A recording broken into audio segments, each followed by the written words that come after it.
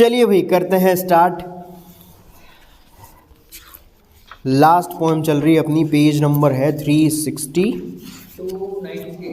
293 पे आ जाओ भाई, पेज नंबर 293।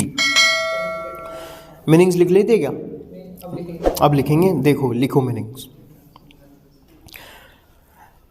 पेज नंबर 293 देखिए, Fern Hill by Dylan Thomas, line number 28 पे आइए।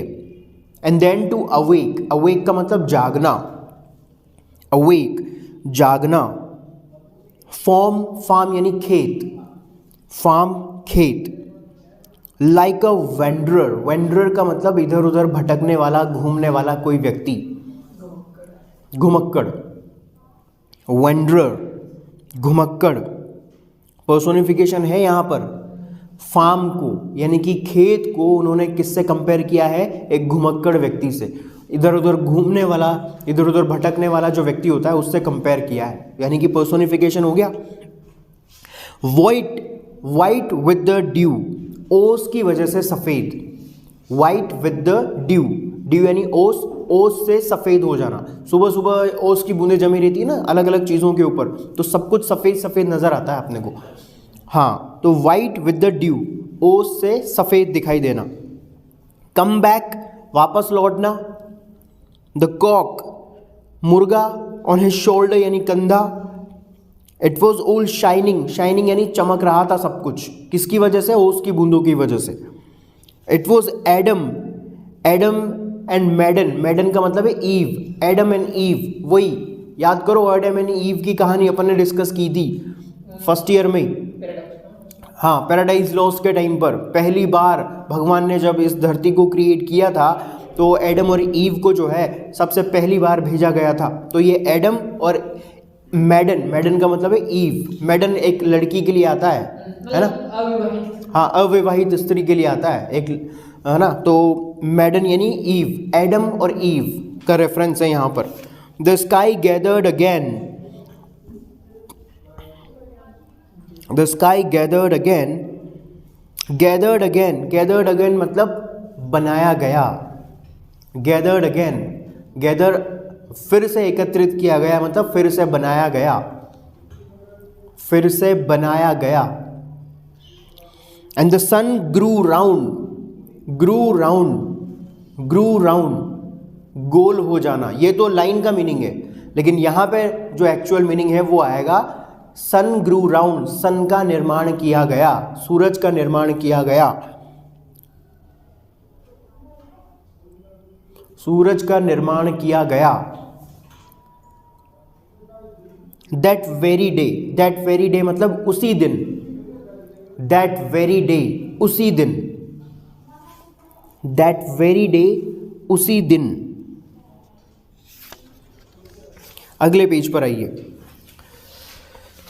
So it must have been after the birth of the simple light, simple light को underline करके लिखिए, fresh light, simple light, fresh light.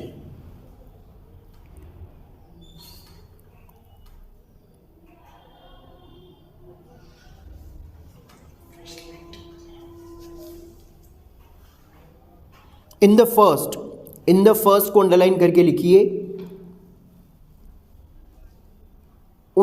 उसी समय निर्मित,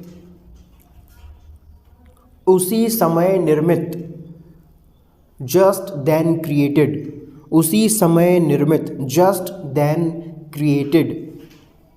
spinning place, spinning का मतलब घूमता हुआ, प्लेस का मतलब स्थान यानी कि अर्थ, धरती।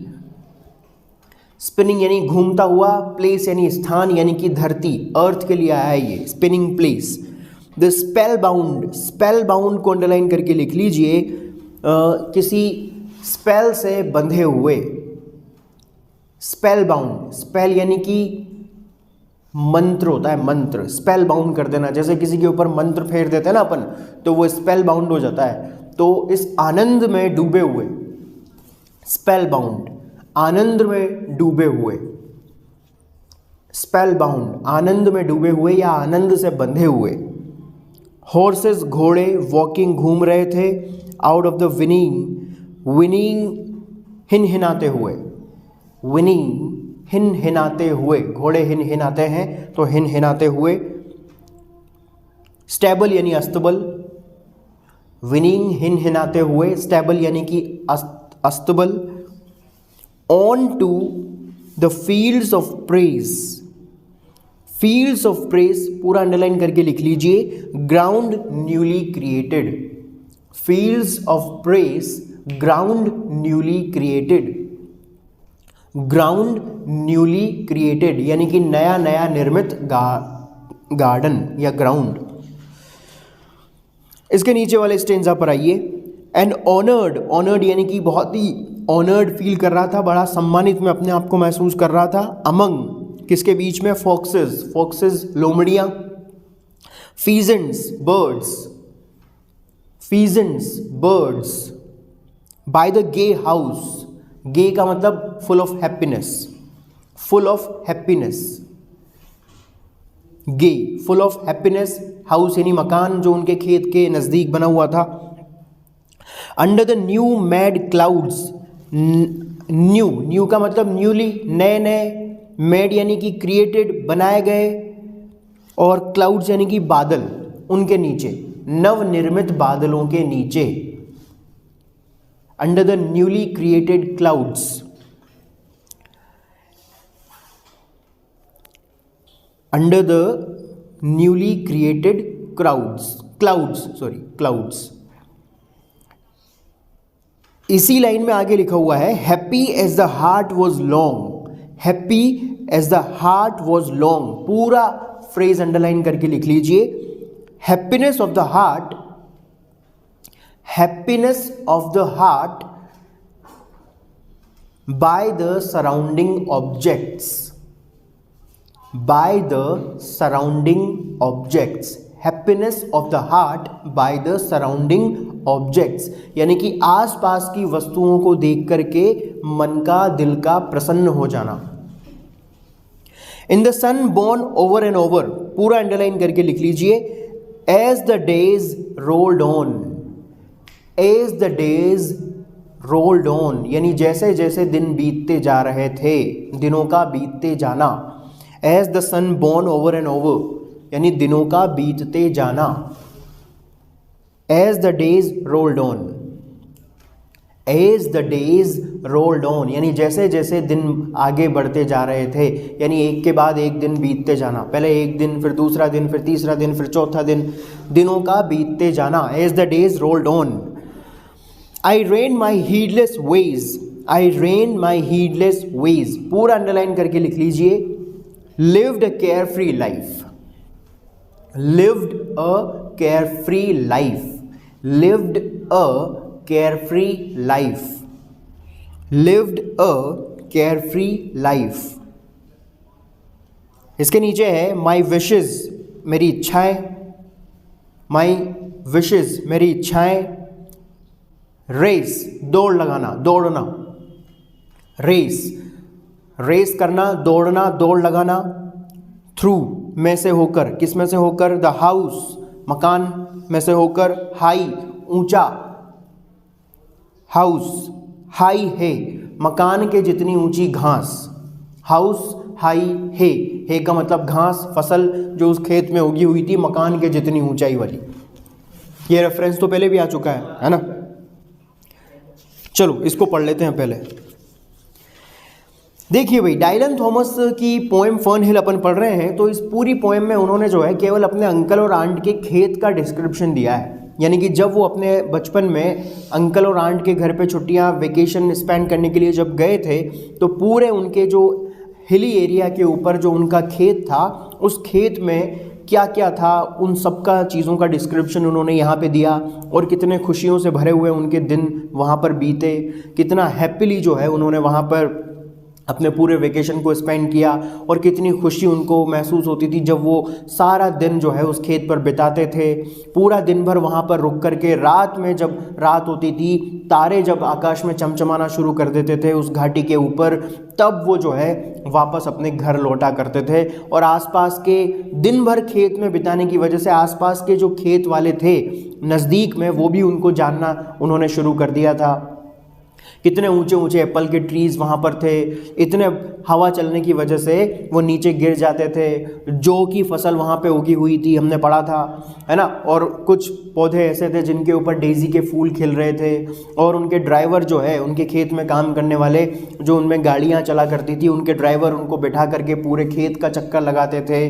तो उस एप्पल के टाउन का प्रिंस फील किया करते थे वो अपने आप को, जैसे कि मानो मैं उस पूरे एप्पल के टाउन का प्रिंस हूँ, राजकुमार हूँ, इस तरह से मुझे फील होता था। आगे फिर उन्होंने ये कहा है कि किस तरह से जब वो पूरा दिन भर खेत पर रुक कर के रात में जब घर जा रहे होते थे, तो किस तरह से रात में जब रात होती थी, भाई पूरा दिन तो निकल गया, और दिन में उनको दिन में जो है, और जब वो दिन में वहाँ पे रुकते थे तो गीत गुनगुनाते थे चारों तरफ के वातावरण को देख करके, और जो बछड़े थे वो उनकी आवाज़ को सुन करके वो भी जो है गीत गाना शुरू कर देते थे, आवाज़ निकालना शुरू कर देते थे। लोमड़ियों की आवाज़ आसपास के जंगलों से, जंगली क्षेत्रों से उनको सुनाई देती थी। और स्पेशली जब छुट्टी का दिन आता था, तो छुट्टी के दिन जब नदी की आवाज़, जो नीचे घाटी में नदी बह रही होती थी, तो उसके बहने की आवाज़ को सुन करके ऐसा लगता था जैसे कि मानो जो है वो नदी में किसकी आवाज़ सुनाई दे रही हो उनको, छुट्टी के दिन पूजा पाठ की आवाज़ सुनाई दे रही हो, चर्च की घंटी की आवाज़ उनको सुनाई दे रही हो, ऐसा फील होता था। इतना शानदार एटमॉस्फेयर था, और सूरज इतना परफेक्ट लगता था, जैसे कि मानो इतना, मतलब सुबह सुबह की सूरज की जो रोशनी होती थी वो इतनी माइल्ड होती थी, इतनी कोमल होती थी, जैसे कि मानो उसको देख करके ऐसा लगता था जैसे कि इस सूरज का निर्माण बस अभी अभी ही किया गया हो, न्यूली क्रिएटेड सन हो। मतलब इतनी कोमल रोशनी लगती थी सुबह सुबह सूरज की, कि जैसे कि मानो that is young ones only, जैसे कि मानो इस सूरज का निर्माण बस अभी अभी ही किया गया हो भगवान के द्वारा, ईश्वर के द्वारा। तो इतना खूबसूरत टाइम जो है उनके लाइफ ने, उनके बचपन ने उनको जीने के लिए दिया, इतना सुंदर टाइम जो है वो अलाउ किया उनकी लाइफ ने उनको, तो इसीलिए जो है वो समय के बहुत शुक्रगुजार हैं, और काफ़ी जो है थैंकफुल और ग्रेटफुल फील कर रहे हैं अपने आप को कि मेरी ज़िंदगी ने इतना अच्छा टाइम जो है मुझे जीने के लिए दिया, मुझे अलाउ किया, और इस वजह से मैं जी पाया। तो कुल मिला करके अपने टाइम को थैंक यू बोल रहे हैं, वो थैंकफुल हैं अपने टाइम के लिए। आगे वो फिर बताते हैं कि किस तरह से जब मैं खेत पर अपना समय बिताता था, तो चारों तरफ से अलग अलग चीज़ों की आवाज़ मुझे सुनाई देती थी, जैसे कि घास, जब मैं रहता था मैं देखता था कि कितनी मकान के जितनी ऊंची घास वहाँ पर उगी होती थी, चिमनियों से निकलती हुई आवाज़, नदियों के बहने की आवाज़, हरी हरी घास, कितना सुंदर डिस्क्रिप्शन जो है उन्होंने रोमांटिसिज्म के साथ दिया है, बहुत ही बढ़िया तरीके से। और जब वो रात में जा रहे होते थे अपने खेत पर से घर जब लौट रहे होते थे, तो रात्रि के समय बहुत सारे उल्लू जब वो पेड़ पर बैठे हुए दिखाई देते थे, तो ऐसा लगता था जैसे कि मानो वो उस खेत को उठा करके कहीं ले जा रहे हो अपने साथ। और जब रात में अपने घर लौटते थे, तो घर पे जाने के बाद वहाँ की रोशनी में जो है अस्तबल जो उनके घर के नज़दीक था, उस अस्तबल में रोशनी में घोड़े चमक रहे होते थे, और बहुत सारे पक्षी वहाँ पर अपने मुंह में जो है छोटे छोटे घास के तिनकों को लेकर के रात भर उड़ रहे होते थे। तो इतना सुंदर वातावरण जो है उन्होंने डिस्क्राइब किया है।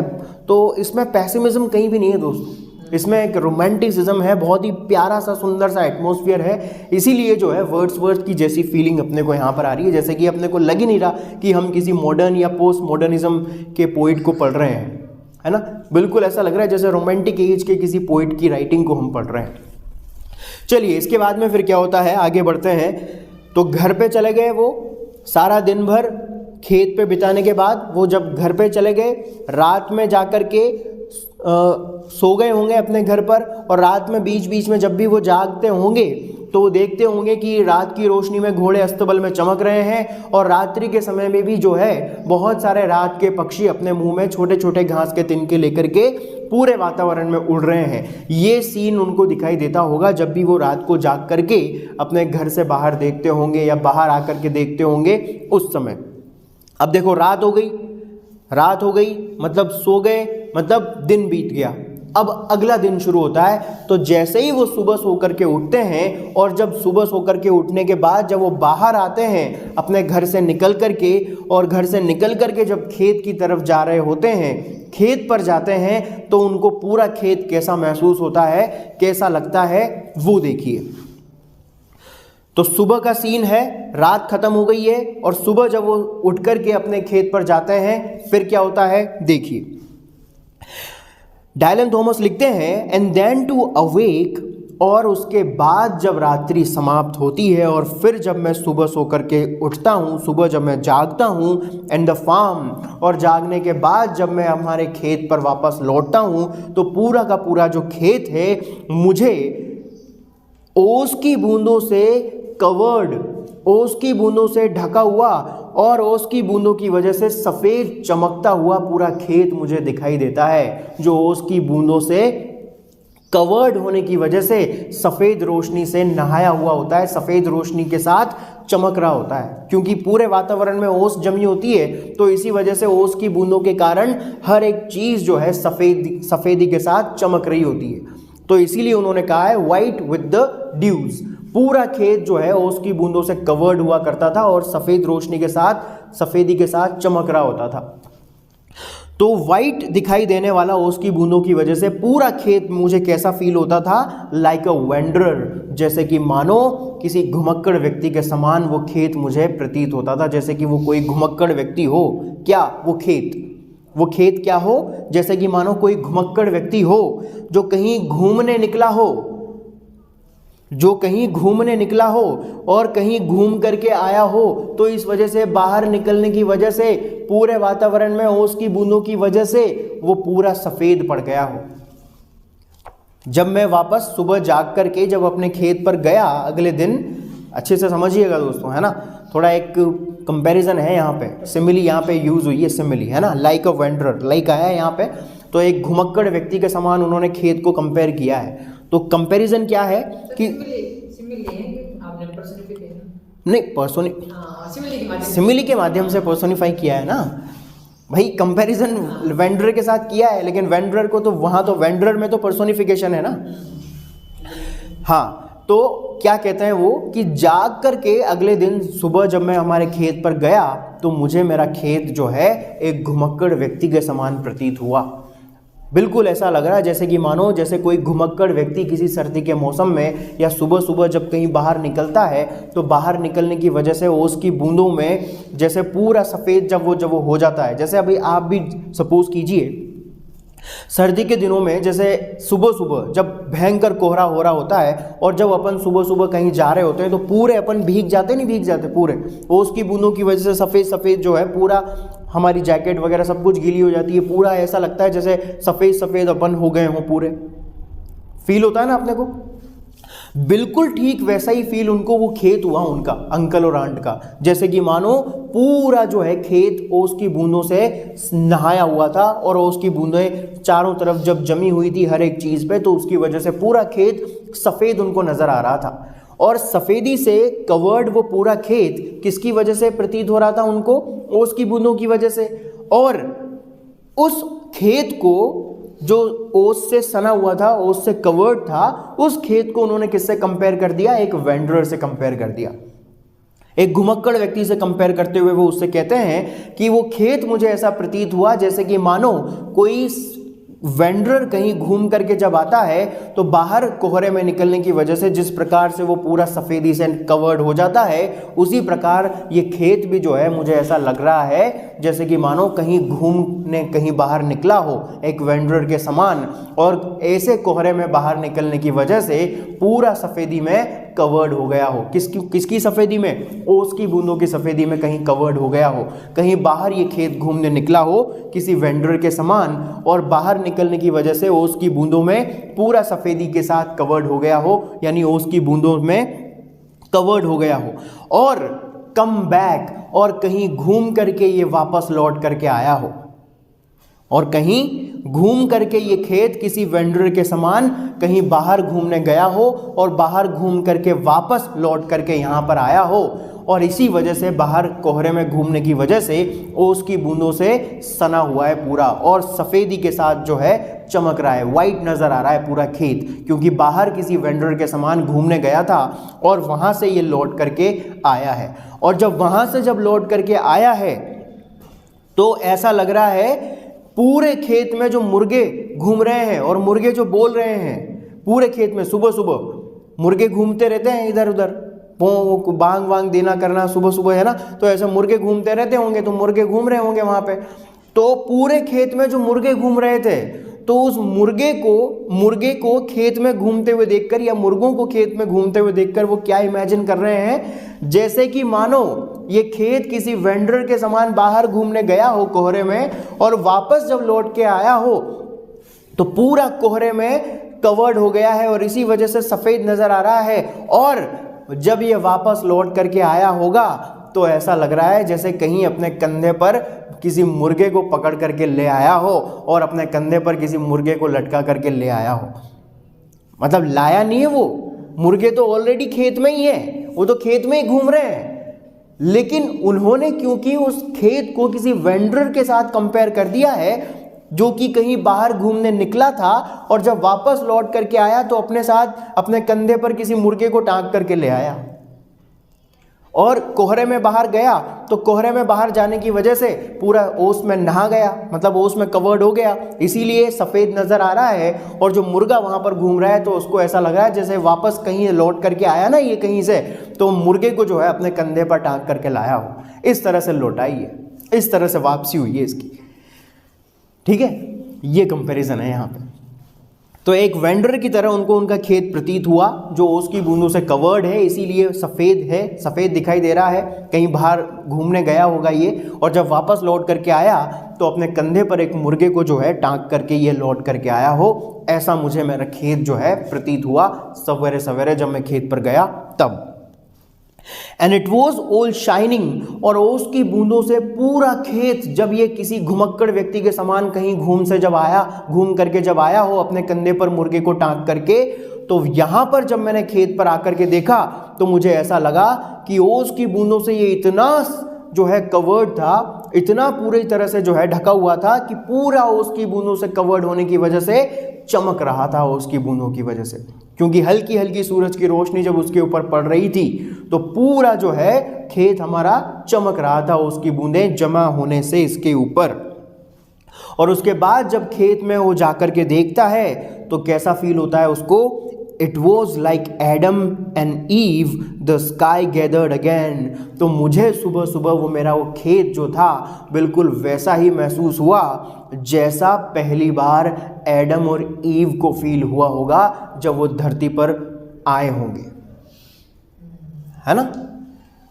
सुबह सुबह इतना सुंदर तरीके से ओस में भीगा हुआ और सूरज की रोशनी में चमकता हुआ पूरा खेत, जो कहीं वेंडर के समान कहीं घूम करके आया हो, मुर्गा अपने कंधे पर लौट करके अपने कंधे पर टांग करके लेकर के आया हो जब वो लौटा हो, और पूरा जो है ओस में भीग गया हो जो सूरज की रोशनी में चमक रहा था, तो उस खूबसूरत पूरे खेत को जो चमक रहा था सूरज की रोशनी में, उस पूरे खेत को देख करके मुझे बिल्कुल वैसा ही महसूस हुआ जैसा पहली बार एडम और ईव को भगवान ने जब इस धरती पर भेजा होगा, और धरती पर आकर के जब उन्होंने यहाँ की सुंदरता को देखा होगा, पूरे ग्राउंड की ब्यूटी को जब इस धरती पर आकर के उन्होंने देखा होगा, तो बिल्कुल वैसा ही एडम और ईव की तरह मुझे वो खेत प्रतीत हुआ, इतना सुंदर दिखाई दे रहा था। और द स्काई गैदर्ड अगेन, और उसके बाद जब मैंने ऊपर आसमान में देखा तो ऐसा प्रतीत हुआ जैसे कि मानो आसपास का पूरा वातावरण ऐसा प्रतीत हो रहा था, ऐसा लग रहा था जैसे हाल ही में भगवान ने बस अभी अभी निर्मित ही किया है सब कुछ। The sky gathered again, the sky gathered again, यानी कि ऊपर आसमान में जब मैंने देखा, चारों तरफ वातावरण में नजरें घुमा करके जब मैंने देखा, तो पूरा आकाश भी इतना सुंदर मुझे प्रतीत हुआ जैसे कि भगवान ने इस पूरे आसमान का निर्माण बस अभी अभी ही किया है। And the sun grew round that very day, और उसके बाद जब मैंने सूरज की तरफ देखा, सूरज की रोशनी को जब देखा, सूरज की तरफ जब देखा, तो ऐसा प्रतीत हुआ सूरज की कोमल कोमल जो रोशनी थी वो बिल्कुल ऐसी लग रही थी जैसे कि सूरज उसी दिन गोल हुआ हो। लाइन का मीनिंग बोल रहा हूं पहले। सूरज को देख करके ऐसा लगा that sun grew round that very day, कि वो सूरज जो है उसी दिन गोल हुआ हो, यानी कि कहने का मतलब यह है कि सूरज भी ऐसा लग रहा था जैसे कि भगवान ने सूरज को भी उसी दिन बनाया है, बस अभी बस बना करके डाउनलोड करके भगवान ने और धरती पे भेजा ही है बस। इतना सुंदर वातावरण लग रहा था मुझे। सृष्टि बनी है मतलब अभी, हाँ, इसीलिए तो इतने सारे कंपैरिजन डाल दिए उन्होंने, है ना। सब कुछ नया लग रहा है, मतलब बिल्कुल पूरा वातावरण बिल्कुल नया लग रहा है, जैसे कि इस भगवान ने सूरज को भी जो है बस अभी अभी नया बनाया ही है, आकाश का निर्माण भी बस अभी अभी किया ही है, बिल्कुल। इसीलिए तो उन्होंने बोला कि बिल्कुल एडम और ईव की तरह फील हो रहा था मुझे, जैसे एडम और ईव को फील हुआ होगा ना पहली बार जब धरती पर आए होंगे, क्योंकि उनसे पहले तो कोई आया नहीं था। तो पहली बार जब उन्होंने धरती पर आकर के पूरा वातावरण देखा होगा, सूरज बिल्कुल नया नया, है ना, क्योंकि इससे पहले तो किसी ने देखा ही नहीं। तो बिल्कुल नया नया सूरज, नया नया आसमान, नए नई गार्डन, नया सुंदर गार्डन, सब कुछ नया नया, क्योंकि पहली बार देख रहे थे वो ये सब कुछ, और इससे पहले इन सब चीज़ों को किसी ने देखा नहीं था। तो कैसा अच्छा, कितना आप खुद इमेजिन करके देखो एक बार कि कितना बढ़िया, कितनी अच्छी फीलिंग आई होगी जब उन्होंने पहली बार सूरज को देखा होगा कि ये सब भगवान ने बनाया है। देखो ईव, देखो, हालांकि उनकी मुलाकात बाद में हुई थी, लेकिन फिर भी उन्होंने देखा होगा कि देखो ये सूरज भगवान ने बनाया है, ईश्वर ने बनाया है, आकाश भगवान ने बनाया है, ये सारी चीज़ें, पूरा धरती, वातावरण, पहाड़, झील, नदियाँ, सब भगवान ने जो है नया नया बनाया है, और पहली बार हमको ही भेजा है यहाँ। तो जितनी खुशी उनको महसूस हुई होगी, बिल्कुल वैसा ही जो है डायलन थॉमस को फील हुआ जब उन्होंने ओस में भीगे हुए पूरे खेत को जब देखा, जिनके ऊपर सूरज की रोशनी पड़ रही थी, और पूरा खेत ओस की बूंदों में ढका होने के कारण चमचमा रहा था, शाइन कर रहा था। ऐसा फील हुआ उनको पहली बार, जैसे कि भगवान ने पूरी सृष्टि का निर्माण अभी किया ही है, बस एडम और ईव के समान। देखिए अगले पेज पर आइए। So it must have been after the birth of the simple light। तो अब इसके बाद में एडम और ईव की तरह, मतलब एडम और ईव को जैसा फील हुआ होगा ना, बिल्कुल वैसा ही उनको फील हुआ। तो वो कह रहे हैं इस चीज़ को लेकर के, So it must have been after the birth of the simple light। तो इसके बाद उनको ऐसा फील हुआ, उस पूरे खेत को देख करके इतना फ्रेश फील हुआ, बिल्कुल ऐसा का ऐसा ही, यानी कि बिल्कुल सेम फीलिंग एडम और ईव को भी महसूस हुई होगी।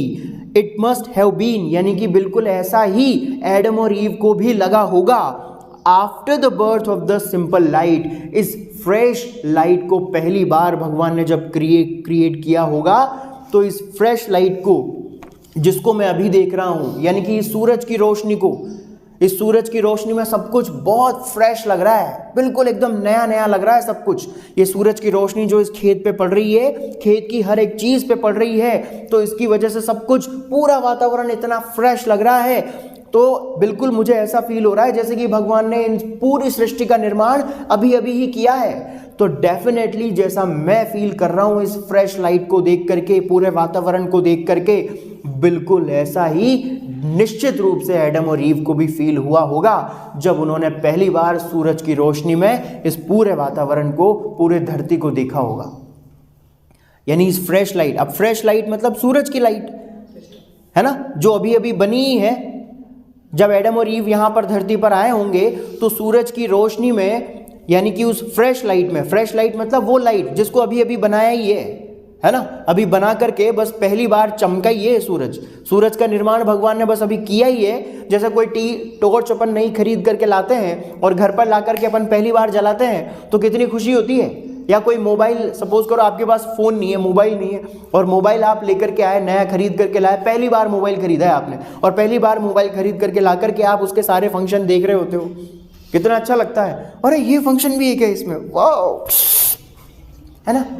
कैमरा खोलते हो, कैमरे से फ़ोटो खींचते हो, फिर एडिट कर करके देखते हो, है ना। उसके बाद में नई नई जो वो आते हैं, अपन सेल्फी लगा करके अपन देखते हैं अलग अलग फ़िल्टर के साथ। तो कभी कानों में कुंडल आ जाते हैं, कभी है ना चेहरे पे वो मुकुट लग जाता है, कभी लिपस्टिक लग जाती है, कभी चश्मा लग जाता है। तो वो सब अपन कर करके देखते हैं, कितना अच्छा लगता है अपने को। और जब लाइट चली जाती है फिर अपने को एक प्रिविलेज फील होता है, अरे टॉर्च है मेरे पास, रुक जा अभी, रुक जा मैं चलाता हूँ, देख ये रोशनी होगी।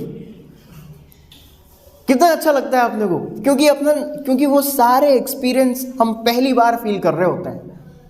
तो बिल्कुल वो सूरज, बिल्कुल वैसा ही उसको फील हुआ सूरज की उस रोशनी को देख करके, जैसे कि मानो ये सूरज जो अभी अभी बना ही है, तो उसकी उस फ्रेश लाइट में उस फ्रेश लाइट के बर्थ के बाद, उस फ्रेश लाइट के जन्म के बाद, बर्थ यानी कि जन्म के बाद, यानी क्रिएशन के बाद, यानी कि पहली बार हाल ही में बनाए गए उस सूरज के निर्माण की इस रोशनी को जब पहली बार एडम और ईव ने देखा होगा, तो जैसा उनको महसूस हुआ होगा ना, बिल्कुल वैसा ही मुझे महसूस हुआ सूरज की रोशनी में चमकते हुए उस पूरे वातावरण को देख करके।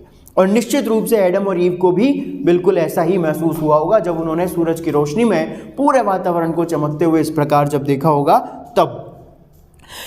इन द फर्स्ट स्पिनिंग प्लेस, उस समय, just then created spinning place, किस समय? उस समय इस धरती के ऊपर, स्पिनिंग प्लेस यानी कि उस समय जो हाल ही में उसी समय बनाई गई थी, उसी समय निर्मित उस धरती के ऊपर जब एडम और ईव आए होंगे और पहली बार उन्होंने इन सारी चीज़ों को देखा होगा, तो बिल्कुल ऐसा ही उनको महसूस हुआ होगा जैसा कि मुझे महसूस हो रहा है अभी। कहाँ पर? उस समय, इन दैट स्पिनिंग प्लेस, यानी कि उस समय उस धरती पर जब वो आए होंगे, जस्ट देन क्रिएटेड, जिसे उसी समय निर्मित किया गया था। तो उनको जैसा फील हुआ होगा, मुझे भी बिल्कुल वैसा ही फील हुआ है। ऐसा लग रहा था पूरा खेत उनको जब वो सुबह उठ करके जो है खेत पर गए अपने तब। और अब एक्चुअल सिचुएशन में आ गए हैं वो वापस, है ना, यानी अब वो कंपैरिजन वाली जो सिचुएशन है वो समाप्त हो गई है और अब वापस उसी नॉर्मल कंडीशन में आ गए हैं, यानी कि अब खेत के बारे में बात कर रहे हैं वो। अब वो कंपैरिजन एडम और ईव वाली सारी सिचुएशन जो है वो उसको अब एक तरफ रख दीजिए आप।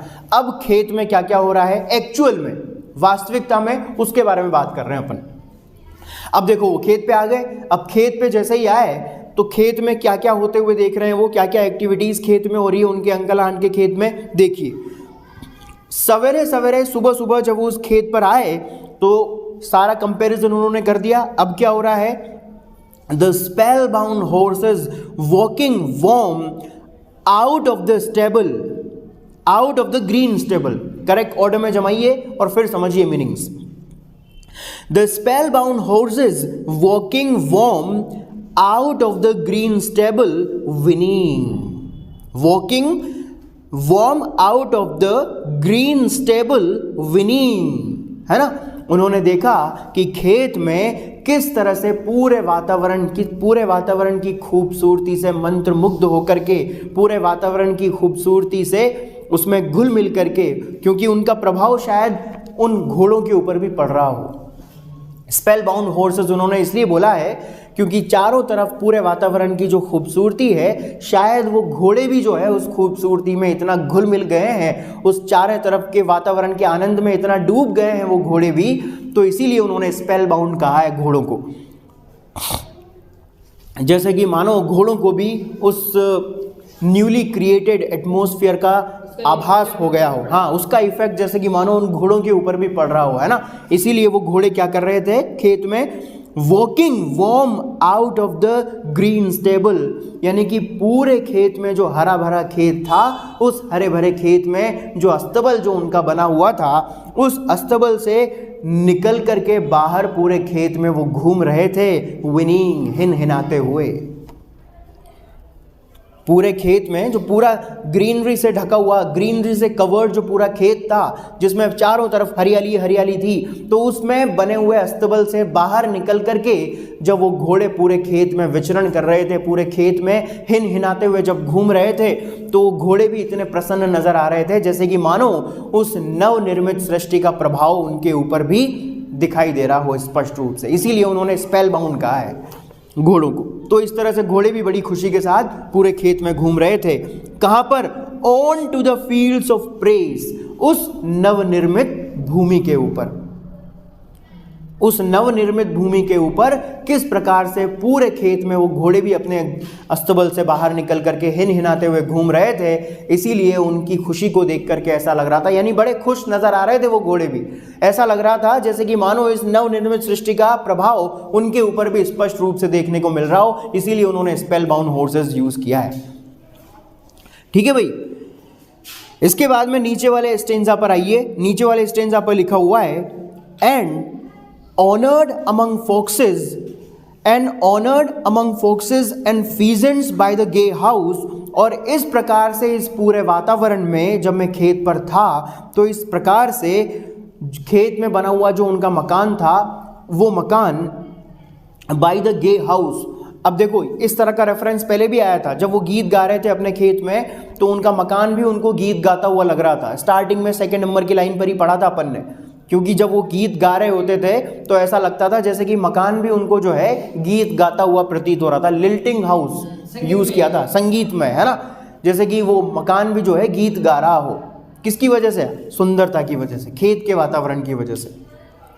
तो वो कहते हैं कि इस प्रकार से पूरे वातावरण में खुशियों से भरा हुआ हमारे खेत में जो मकान था, जिसको देख करके, क्योंकि पूरा वातावरण ऐसा लग रहा है जैसे खुशियों से भरा हुआ है, तो वो जो खुशियों से भरा हुआ पूरा वातावरण है जहाँ पे हमारे खेत में बना हुआ वो जो मकान है, और पूरा वातावरण जो इतनी खुशियों से भरा हुआ है, इन सब के बीच में, अब सबके बीच में मतलब आसपास जंगल है, आसपास पहाड़ हैं, पेड़ पौधे हैं, हरियाली है, और लोमड़ियों की आवाज़ उनको सुनाई दे रही है, ऊंचे ऊंचे पेड़ हैं, वृक्ष हैं, फल फूल हैं, है ना, सूरज की रोशनी है, बादल हैं, आकाश हैं, और पूरा वातावरण इतनी खुशियों से भरा हुआ है। और ऐसे वातावरण के बीच में अपने आप को पा करके वो बड़ा सम्मानित महसूस कर रहे हैं, ये कह रहे हैं वो। और जब मैं इस प्रकार खेत पर गया और सुबह सुबह जब मैंने पूरे वातावरण को जब ऐसा पाया, तो ऐसे वातावरण में मैं अपने आप को बहुत ही ऑनर्ड फील कर रहा था। अमंग, इन सब के बीच में, किन के बीच में? फॉक्सेस की आवाज़ के बीच में, बर्ड्स के बीच में, गे हाउस, खुशियों से भरा हुआ पूरा वातावरण, उस मकान, उन सब के बीच से, उन सब से घिरे होने के बीच में, यानी सबसे घिरे हुए थे ना वो, सूरज की रोशनी, आकाश, बादल, है ना, लोमड़ी की आवाज़, पहाड़, पौधे, है ना, मकान, ऊंची ऊंची घास, हरियाली, जीव जंतु, गाय भैंस, बछड़े, जो भी उनके वहाँ पे जानवर होंगे, इन सब के बीच में अपने आप को खुशियों से घिरा हुआ पा करके उस समय सुबह सुबह खेत पर अपने आप को बड़ा सम्मानित महसूस कर रहे थे डायलन थॉमस। तभी तो अमंग रेफर हुआ है। हाँ, इसीलिए तो अमंग आया है यहाँ पे, अमंग, इन सब के बीच में। Under the new made clouds, और किसके नीचे? उस नवनिर्मित आकाश में जो बादल थे, जिन बादलों को, जिस आकाश को भगवान ने बस अभी अभी बनाया ही था, तो under the newly created clouds, उस नवनिर्मित पूरे वातावरण के बीच में जिसको भगवान ने बस अभी अभी बनाया ही था, उनके नीचे, उनके बीच में अपने आप को पा करके मैं बड़ा सम्मानित महसूस कर रहा था उस दिन उस खेत पर। And happy as the heart was long, और इन सारी सराउंडिंग की वजह से मेरा हृदय जो है बड़ा खुश था, बड़ा प्रसन्न था। यानी मेरे चारों तरफ सराउंडिंग की जो ये ऑब्जेक्ट्स थी, मुझे घेरे हुए मेरे चारों तरफ ये सारी जो वस्तुएं थी, गाय, भेड़, बछड़े वगैरह जो भी थे वहाँ पे, मतलब हाँ, जितने भी एनिमल्स थे, हॉर्सेस, घोड़े वगैरह, गाय वगैरह, बछड़े, है ना, पूरा लोमड़ियों की आवाज़, पहाड़, झील, नदियाँ, तालाब, जो कुछ भी था वहाँ पे, उन सब के बीच में जो है मेरा मन बड़ा प्रसन्न था, बड़ा हैप्पीनेस जो है मुझे फील हो रही थी। सारा दिन भर बड़ा अच्छा महसूस किया करता था वो Dylan Thomas. Happiness of the heart by the surrounding objects, है ना, तो इन सारी मेरे आसपास की चीज़ों को देख करके मैं बड़ा खुश था। In the sun born over and over, और इसी प्रकार से हर दिन जैसे जैसे बीतते जा रहे थे वैसे वैसे मैं रोज़ाना हमारे खेत पर जाया करता था, और इस प्रकार से अनेकों दिन बीत गए, यानी कि एक के बाद एक दिन बीतते गए, और रोज़ाना आकर के इसी प्रकार से वो खेत पे एंजॉय किया करते थे, खेत के वातावरण का आनंद उठाया करते थे। माई विशेज़ रेस्ट, और इस प्रकार से दिन बीतते गए, and I ran my heedless ways, और इस प्रकार से रोज़ाना जब मैं खेत पर आता था तो इस प्रकार से मैं रोज़ाना खेत पर आकर के एक केयर फ्री लाइफ जिया करता था, यानी कि बिना किसी चिंता के, बिना किसी परेशानी के, खुशी से जो है अपने दिनों को जीता गया। अब यहाँ पे दिन बीतते गए और मैं खुशी से उन दिनों को जो है एंजॉय करता गया। इसका मतलब ये अपने वेकेशन के बारे में बात कर रहे हैं। जितने टाइम के लिए ये वहाँ पर आए थे ना, वो सारा टाइम उन्होंने इसी तरह से बिताया, मतलब पूरा का पूरा। रोज़ाना उनका बस यही शेड्यूल था, जैसे जैसे दिन बीतते जा रहे थे वैसे वैसे रोज़ाना उनका बस यही शेड्यूल था। सुबह खेत पर आते थे, सारा दिन भर खेत पे जो है एंजॉय करते थे, और रात में जो है चले जाते थे। फिर वापस से सुबह वही खेत का एंजॉयमेंट, और फिर वापस घर पे लौट जाना। तो इस तरह से केयर फ्री लाइफ मैंने वहाँ पर जी मेरे बचपन में, जब मैंने बहुत ही वहाँ पर गया था अंकल आन के खेत पर वेकेशन स्पेंड करने, तो खुशियों से भरा हुआ केयर फ्री लाइफ जी करके आया, मतलब मैं वहाँ पर। And my wishes rest through the house high है। और जब मैं खेत में जाता था तो खेत में बस जाकर के इस तरह से जैसे जैसे दिन बीतते गए और रोज़ाना जब मैं खेत में जाता था तो मेरी इच्छा बस यही हुआ करती थी, एकमात्र विश जो मेरे अंदर उत्पन्न होती थी, प्रोड्यूस होती थी, वो ये थी दैट कि मैं मकान जितनी ऊंची घास उगे हुए उन खेतों में दौड़ लगाऊं, चारों तरफ दौड़ूं, चारों तरफ घूमता रहूं, चारों तरफ दौड़ लगाता रहूं। बस यही इच्छा जो है मेरे मन में उत्पन्न होती थी जब मैं रोज़ाना बीतते हुए दिनों के साथ रोज़ाना जब मैं खेत पर जाता था तो मकान के जितनी ऊंची घास उगी हुई थी ना उनके खेत में, तो उन खेतों में जो है मैं दौड़ लगाता फिरूं।